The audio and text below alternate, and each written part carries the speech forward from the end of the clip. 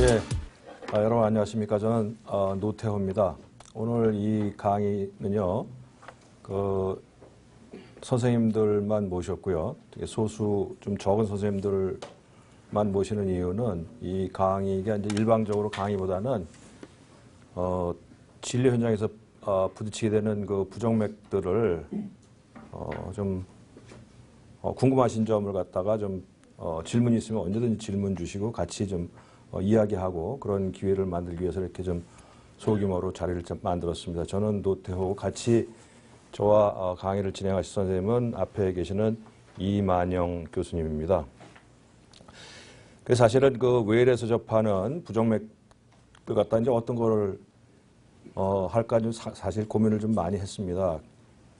여러 가지 부정맥, 단순한 부정맥들을 여러 개를 할까도 생각을 했는데 결국에 제가 이 심방세동을 잡은 이유는 곧 설명을 드리겠지만 이 심방세동의 중요성이 굉장히 사실은 우리 생각하는 것보다 훨씬 더 중요성이 크고 훨씬 더 자주 보시게 될 겁니다. 그럼에도 불구하고 심방세동은 아직 그렇게 병의 정체는 아는데 이 치료의 방침이 아주 명백하지가 않기 때문에 잘못하면은 또 잘못 그릇된 치료를 할 가능성도 있기 때문에 그걸 좀 명확하게 하고자 하는 의미로 심방세동이라는 제목을 잡아가지고 말씀을 드리기로 하겠습니다.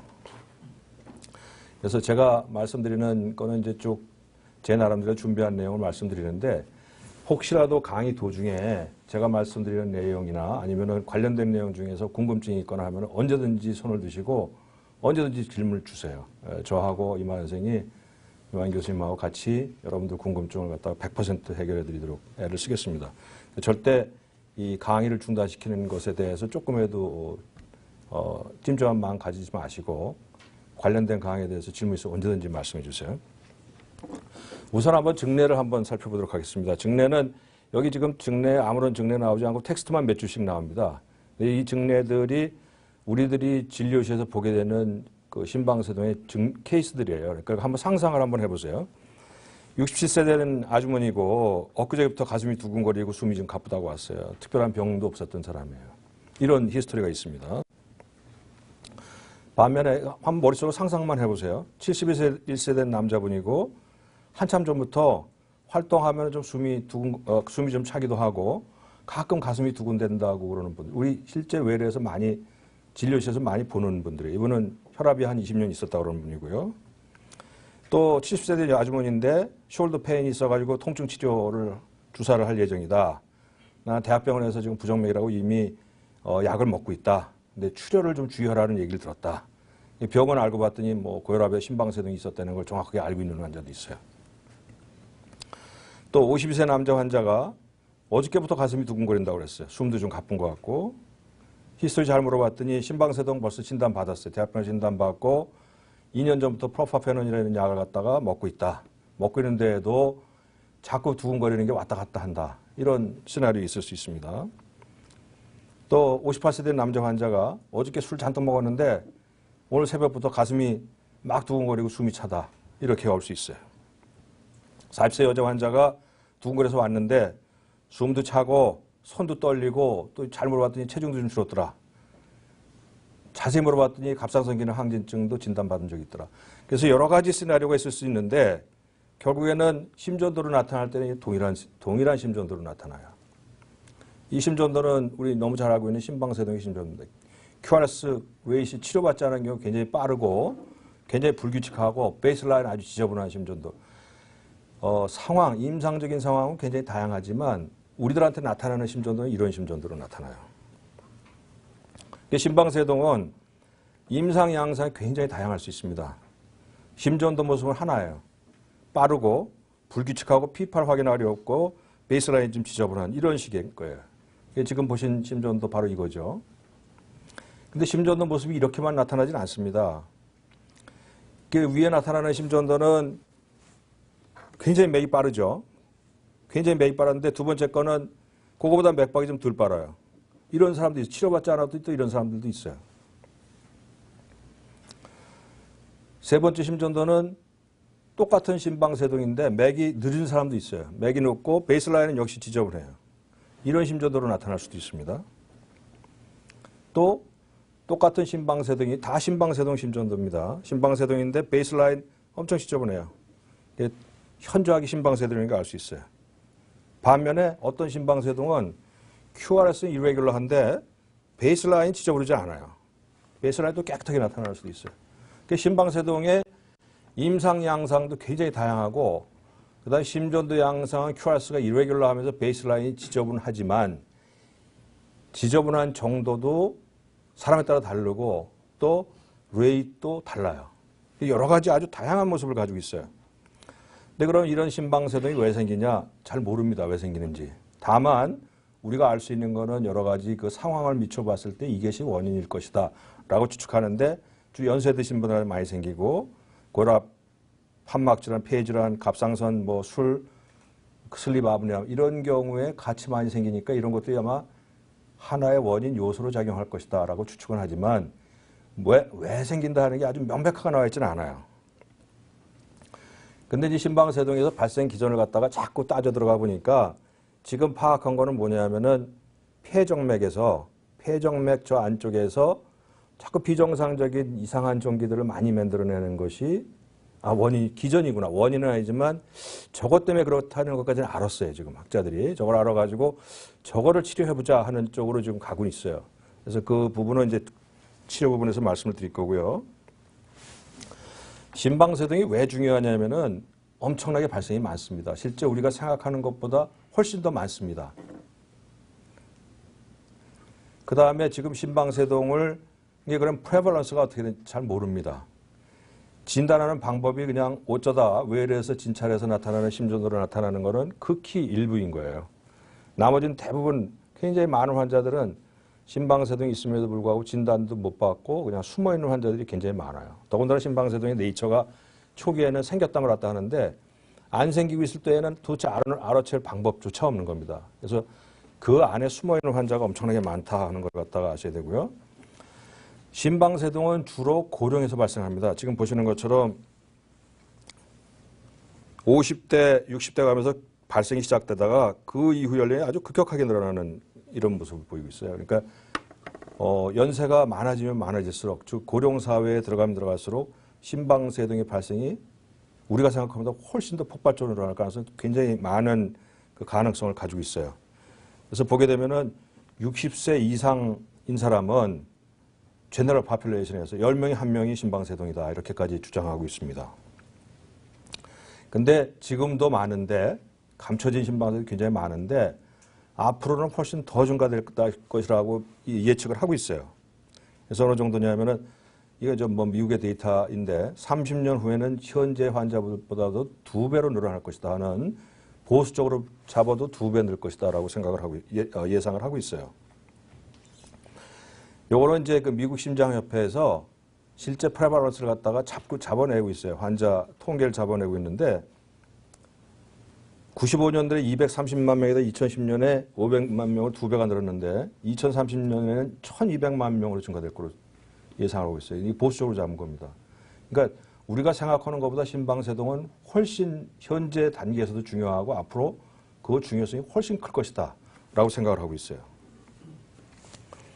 근데 이제 심장병이 그럼 다 증가되는 거 아니냐. 나이가 고령 인구가 느니까 모든 심장병이 다 증가되는 거 아니냐라고 생각하는데 그렇지 않습니다. 심방세동의 증가는 아주 명백한데 허혈성 심질환, 우리가 지금 알고 있는 협심증, 심근경색증은 줄고 있어요. 요거는 미국의 매사추세츠주 안에서 전수조사를 한 거예요. 이스케미아 하트 디지의 프레벌런스를 조사한 건 아니고 이거는 PCI, 그러니까 코로나리 리바스쿨라리제이션이죠. 혈관이 막히거나 좁아져서 치료하는 사람 시술의 숫자를 전수조사를 한 거예요. 근데 굉장히 충격적인데 위에 있는 거 토탈 넘버예요. 요거는 PCI, 요거는 캐비지예요. 보면 캐비지 당연히 줍니다. 왜냐면 PCI가 늘어나니까. PCI도 대폭 줄어요. 그래가지고 10년 동안 체크를 해봤더니 몇 퍼센트가 줄었냐면 코로나리 리바스쿨라리제이션의 그 케이스 숫자가 전수를 봤을 때 39%가 줄어들었어요. 10년 사이에. 10년 사이에 40%가 줄어든 거예요. 그리고 이 텐던스는 계속된다는 거죠. 근데 이 현상이 발생된 거는 벌써 10몇 년 전부터 한 15, 16년 전, 미국의 경우, 미국, 유럽 경우에는 한 15, 16년, 20년 그 사이에서부터 줄기 시작을 했어요. 근데 그거 주는 게 현저하게 눈에 보이기 시작을 한 겁니다. 그러니까 미국만 그런가 봤더니 유럽도 마찬가지예요. 유럽도 이쪽에 있는 거는 북유럽, 이쪽에 있는 건 남유럽입니다. 남유럽 확실히 덜 생기긴 하는데 다 같이 줄어요. 늘고 있는 나라 유일한 나라 러시아입니다. 러시아, 중국, 그다음에 못 사는 유럽 그 국가들은 좀 늘고 있고 나머지 웬만큼 사는 나라들에서 허혈성 심전화는 대폭 다 줄고 있어요. 이거는 아주 세계적인 상황이고요. 우리나라는 어떠냐면 우리나라는 제가 이 텐던시를 봤을 때 거의 피익에 도달하지 않았나 그런 인상을 가져요. 지금 그 AMI 레지스트리라고 그래가지고 우리나라 심근경색증 발생하는 거, 그 다음에 스텐트 사용량 이런 것들을 따지고 보면은 거의 니어 피익에 도달했다. 앞으로는 멀지 않은 시간 내에 줄기 시작할 것이다라고 저는 예측을 합니다. 어쨌든 간에 뭐 이런 것이 있고요. 심방세동이 중요한 이유는 현재도 많고 앞으로 증가하고 연세 드신 분들한테 많이 증가됐기 때문에 그런 것이고요. 근데 심방세동의 치료가 아주 명확하지가 않아요. 이제 곧 느끼시겠지만 아까 보신 것처럼 심방세동을 가지고 있는 환자들이 프레젠트되는 클리니컬 피처가 다양해요. 더군다나 증상이 없는 사람들도 많아요. 그러면서 또 합병증도 많이 생기거든요. 뭐 스트로크 대표적이지만 그 다음에 치료라도 좀 단일한 치료면은 어떤 사람들이 똑같은 치료를 받는다 하면은 의사들이 이해하기가 좀 쉬운데 치료도 다양해요. 치료조차도 다양합니다. 그래서 또 더 결정적인 거는 어떤 치료가 가장 옳다라고 얘기하기도 어려운 상황인 거예요. 그래서 심방세동이 굉장히 아주 어려운 상황이 됐습니다. 심방세동을 이제 이렇게 분류를 합니다. paroxysmal, persistent, long-lasting, persistent, permanent 이렇게 분류를 하는데 요 얼마 전까지는 분류를 3개 분류했어요. paroxysmal, persistent, permanent 3개를 하다가 몇 년 전에 long-lasting, persistent 새로 생겼어요. 그러니까 분류 자체도 달라지고 있어요.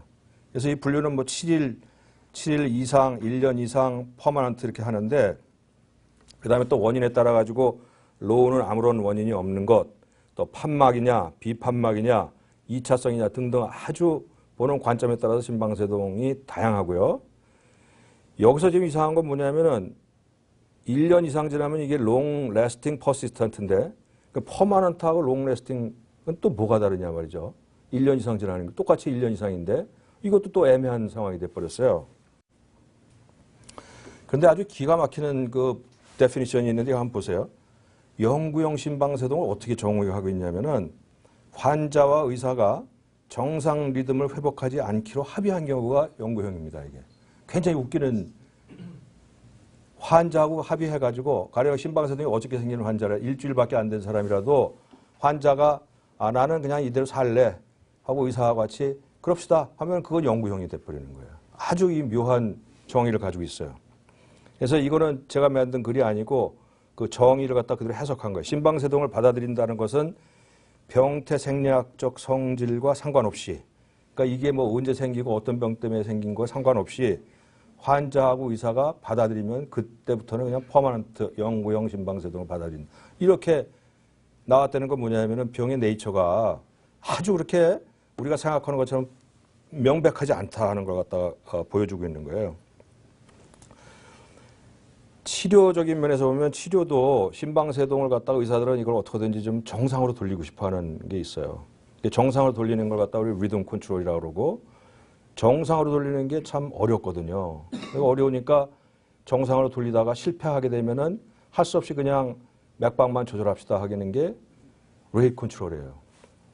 그래서 이 폴리시는 아주 되게 크게 리듬 컨트롤과 레이트 컨트롤로 나눠지고 이렇게 치료하는 방법에도 약물, 항부정맥 약물을 쓰기도 하고 또 전기 샥을 줘서 돌리기도 하고 또 카테터 아블레이션을 하기도 합니다. 그러니까 치료 방침도 그럼 누구한테는 약을 쓰고 누구한테는 샥을 주고 누구한테는 아블레이션을 할 것이 이것도 명확치 않아요. 이렇게 돼 있죠. 그다음 부정맥 약물을 사용하는 것도 레이트 컨트롤하기 위해서 베타 블로커 쓰기도 하고 칼슘 채널 블로커 쓰기도 하고 항부정맥 약제를 쓰기도 해요. 또 뇌졸중을 예방하기 위해서 쓰는 약도 아스피린, 클로피도를 썼죠. 또 거기다 와파린 칩료 써가 지금 노학이라고 하는 약도 나왔어요. 그렇다고 와파린 안 쓰지 않습니다. 아직까지 아스피린 쓰는 사람도 있어요. 그러니까 이런 것에서 어떻게 정의를 할 것이냐 이런 것들이 아주 다양하고요. 심방세동의 특징 임상적으로 보면은 연세가 많이 드신 분들이고 의학적으로 볼 때는 레이시 너무 빠르고 이레귤러하기 때문에 그걸 카디악 리저브가 떨어진 사람이 견디질 못해가지고 하트 페일리어로 넘어가는 수가 많아요. 하트 페일리어 생기고 그 다음에는 에이트리움이 컨트랙션이 안 되니까 특히 레프트 에이트리움 내에 컨트랙션이 안 되면서 거기에 클롯이 발생해가지고 떨어져 나가서 스트로크를 발생하는 이 두 가지 문제가 사실은 가장 중요한 문제이고 그 다음에 이제 치료 방법이 고시적인 치료 방법뿐만이 아니라 새로운 치료 방법들이 계속 나오고 있어요. 그러니까 신부전의 치료 면에서는 의외로 그냥 신부전의 약물 치료가 돼 있는데 그 신부전의 치료가 아닌 리듬 컨트롤 이걸 정상으로 돌리고자 하는 치료 방법 이거는 아니면 스트로크를 예방하는 치료에서는 자꾸 새로운 방법들이 나오고 있어요. 그러니까 몇 년 지나면 새로운 방법들이 나와요. 그래서 이런 것들을 다 같이 한번 소개해 드리도록 하겠습니다. 그래서 우리가 심방세동을 치료해야 되는 이유라고 하면 제일 중요한 거는 뇌졸중의 예방이에요. 심방세동을 정상으로 돌려가지고 뇌졸중이 예방되면 참 좋을 텐데 아직까지 그런 근거는 없어요. 그래서 1차적으로 뇌졸중을 예방하고 심부전 예방하고 더 중요한 거는 심방세동에서 참 중요성이 큰 건 증상의 예방입니다. 증상. 이거 얘기는 곧 뒤에 나옵니다. 심방세동을 정상 리듬으로 회복하는 데에는 말씀드린 대로 약을 쓰기도 하고 또 전기 충격을 하기도 하고 카테터 아블레이션 하기도 하고 그다음에 수술까지 해요. 오픈 하트를 하기도 하고 아니면은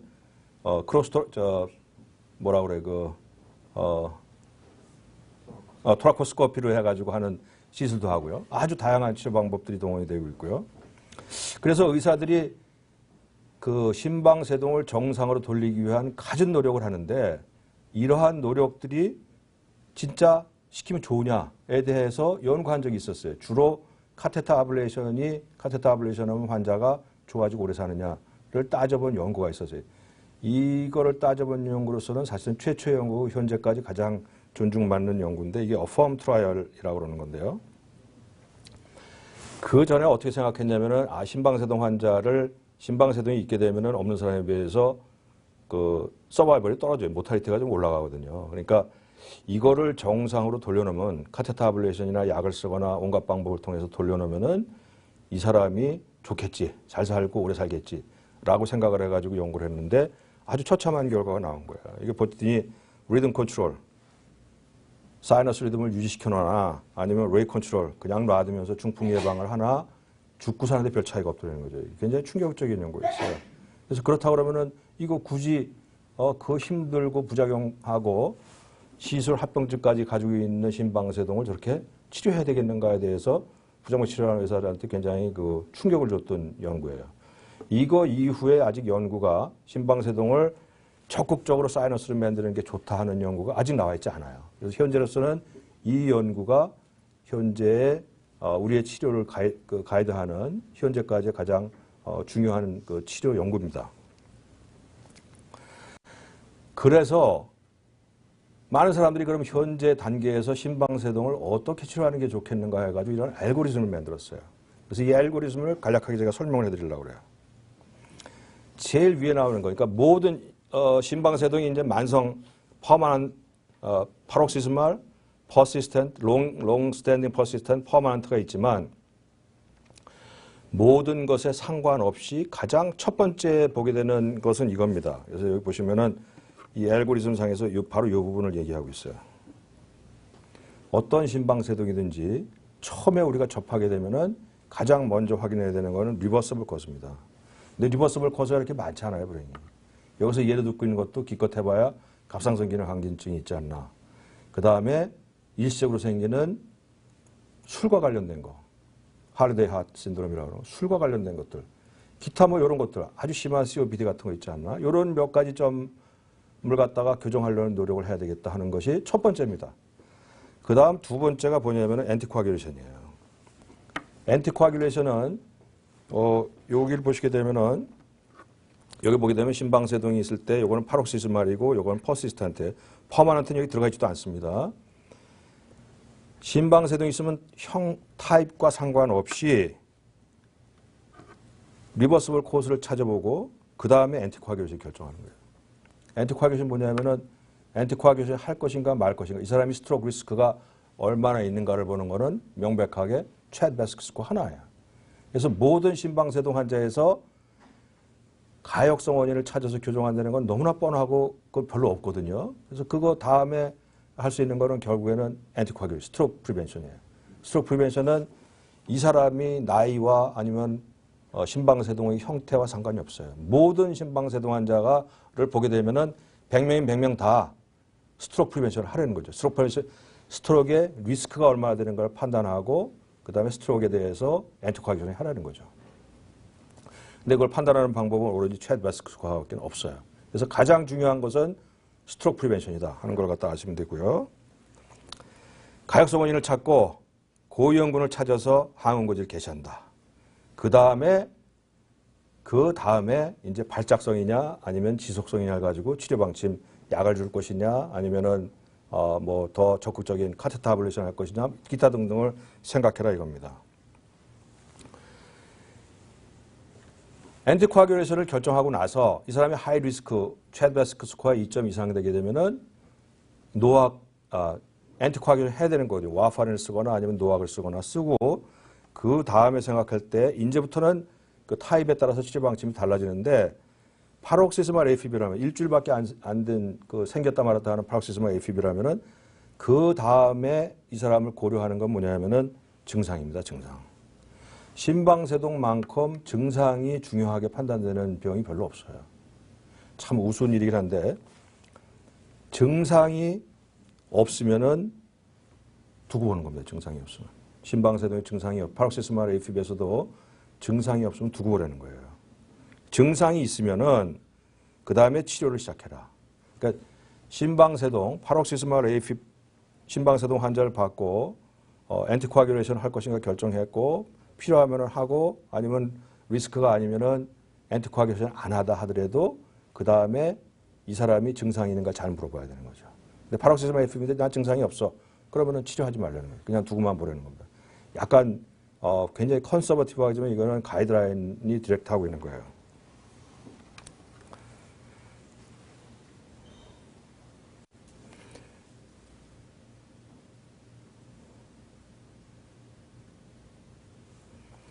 그래서 증상이 있으면은 치료를 하는 거예요. 증상이 있으면 치료를 할 때는 레이트 컨트롤 할 것인가, 리듬 컨트롤인가 할 것인가. 그러니까 지금은 파록시스말 AFib만을 가지고 얘기하는 겁니다. 그래서 증상이 있다면은 증상이 없으면 치료 안 하는 거고 증상이 있으면 치료를 하는데 그 치료를 할 때 둘로 나눠지는 거예요.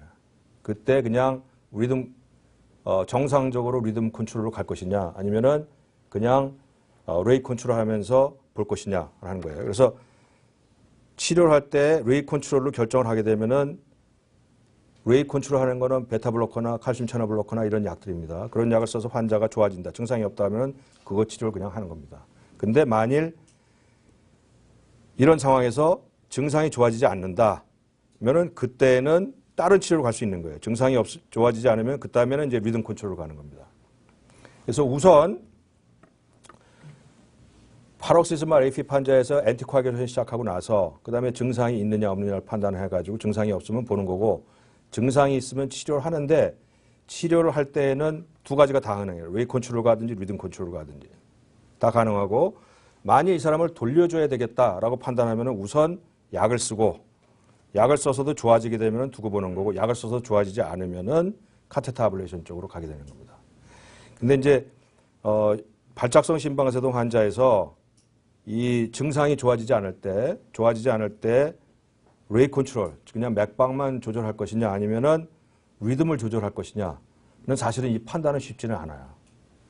이만영 교수님 어떻게 생각하세요? 쉽지 않습니다. 예, 어떻게 그럼 파록시스말 AFib 환자에서 환자가 증상이 레이트 컨트롤만 했는데 베타 블로커 줬는데 환자가 증상이 심해요. 그럼 이 사람은 다른 치료를 갖다 이제 고민을 해야 되는데 그런 경우에도 레이트 컨트롤 갈 것인지 아니면 리듬 컨트롤 적극적으로 아블레이션이나 아니면 약을 줘서 리듬을 돌릴 것인가를 갖다가 이제 결정을 해야 되는데 그런 결정은 사실 쉽지 않은 결정이에요. 그런 경우에 어떻게 이만희 교수님 하고 싶나 한번 여쭤보겠습니다.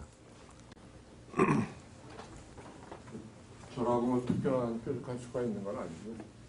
일단 지금 제가 이해하기에 지금 요 알고리즘에서 우리가 쭉 따라온 거는 일단 시작점이 페록시스말 AP라는 전제하에서 쭉 내려온 것 같은데, 일단 페록시스말이라는 거는 여러분들이 정상 이해하셨듯이 AP 자체가 자발적으로 온앤오프 하는 거죠. 그러니까 특별한 걸 하지 않았음에도 불구하고 사이언스 리듬을 보일 때도 있고 또 뭐 AP로 또 도큐멘트가 될 때도 있고, 일단 AP가 생기게 되면 일단 일주일이 넘지 않는다는 그런 좀 아비트러리한 그런 기준을 갖고 저희들이 정의를 하고 있는데, 그냥 제 생각에 그렇습니다. 제 생각에는 뭐 앞에 어펌 트라이얼도 얘기하시고 그랬지만 페록시스말이라면 심방제동에서의 가장 초기 단계라고 저희들은 생각을 하거든요.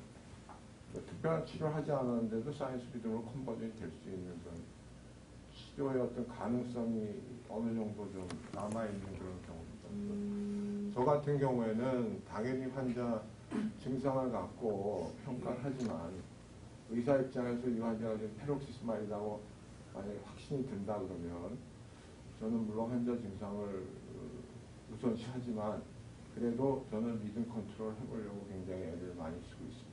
리듬 컨트롤은 그러면 어떤 리듬 컨트롤을 주로 생각하시는 거예요? 리듬 컨트롤은 뭐 일단 리듬 컨트롤 암에 가서 내려보시면 일단 저희들이 가장 쉽게 할 수 있는 게 엔티 어리스믹 드롭이라고 되어 있습니다. 그렇죠? 그래서 엔티 어리스믹 드롭을 갖고 사용을 해보는 거죠. 사용을 해서 환자 이 리듬 매니지먼트, 그러니까 사이언스 리듬으로 컨버전이 돼서 유지가 잘 된다. 그러면 지금 여기 나와 있는 저처럼 팔로우 하면서 심턴이 만약에 리졸브가 되고 환자가 편안하다 하면 팔로우를 하면서 그 약을 쭉 유지하는 그런 암을 쓰고 있습니다. 그럼 리듬 컨트롤, 여기 선생님들을 위해 가지고 리듬 컨트롤을 갖다가 이 사람은 좀 맥박을 정상으로 돌려줘야 되겠다라고 판단하면은 네. 처음에 이 약을 쓰실 텐데 약은 주로 이제 현실 구체적으로 어떤 약을 어떻게 선택하세요? 그러니까 뭐 선생님들이나 저희들이 뭐 어베이러블한 약이 별로 많지 않습니다. 많지 않고요. 그래서 뭐 이게 꼭 정답은 아닐 것 같은데요. 정답은 아닐 것 같은데 일단은 리듬 컨트롤을 할 때도 저 솔직히는 저희가 이 환자를 뭐 24시간 계속 뭐 모니터링을 하면서 보는 게 아니기 때문에 중간에라도 AP가 또 생길 수가 있다는 그런 걸 먼저 가정을 하고요. 그래서 아까 말씀하실 때 저희 레이트 컨트롤에서 쓰는 약들이라는 게 칼슘 채널 블로커하고 베타 블로커밖에 없습니다. 그러니까 저는 그런 약들을 환자가 혈압이 어느 정도 정상적으로 이상으로 유지하는 사람이라면 그런 약 기본적으로 소량을 쓰고요. 그러니까 예를 들면 뭐 여러분이 잘 아시는 뭐 콩코를 쓴다 그러면 뭐 2.5ml 쓴다든가 뭐 이런 거를 소량 적절하게 어느 정도 베이스로 깔아놓고 그 다음에는 환자의 언더라인 컨디션을 봐야 되겠죠. 그래서 일단 뭐 고혈압 이외에 특별한 다른 문제가 없다 그러면 일단 저희들이 가장 쉽게 접근할 수 있는 약은 여러분이 잘 아시는 프로파페놀, 리투모놈이라고 하는 약이죠. 그런 약을 저는 보통 일단 시작을 하고요. 리투모놈은 카나리가 150ml로 알고 있는데 예. 대개 어느 정도 사용하세요? 저는 일단은 150BID로 썼다가요. 괜찮으면 TID로 올렸다가 또 좀 제방하는 경우는 600까지 올려서 그렇게 쓰고 뭐 아니면 뭐 여러분이 쓸 수 있는 약들이 템보크라고 있죠. 프레케나이드. 그런 두 가지를 저는 1차 약으로서 가장 선호해서 사용을 하고 있습니다. 일단 가장 중요한 건 아까도 여러 번 강조하셨지만 제가 이런 약을 써서 리듬 컨트롤이 된다 하더라도 일단 최소바스크 스코어를 기본적으로 깔고 거기서 항응고요법은 무조건 아무리 사이언스 리듬이라 하더라도 항응고요법은 계속 유지한다는 조건 하에서 약을 하게 쓰게 돼요. 예, 아주 좋은 말씀 감사합니다.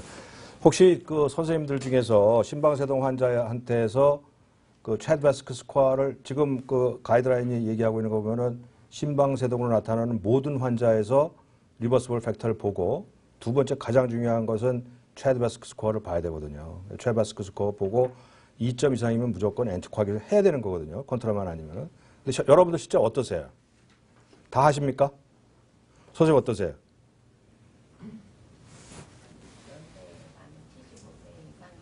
예. 노악으로 주로 쓰시고요. 예. 아스피린 쓰시고요. 예. 예. 아스피린도 많이 쓰세요?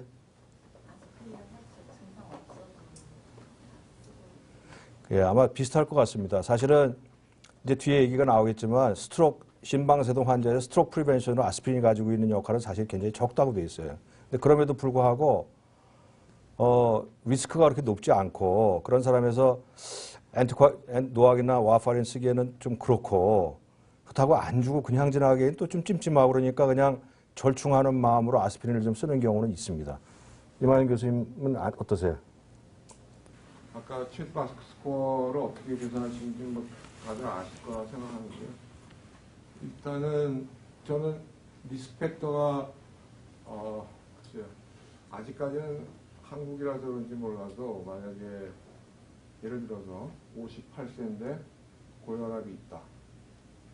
그러면 이 환자는 다른 게 없다 그러면 1점이거든요. 1점.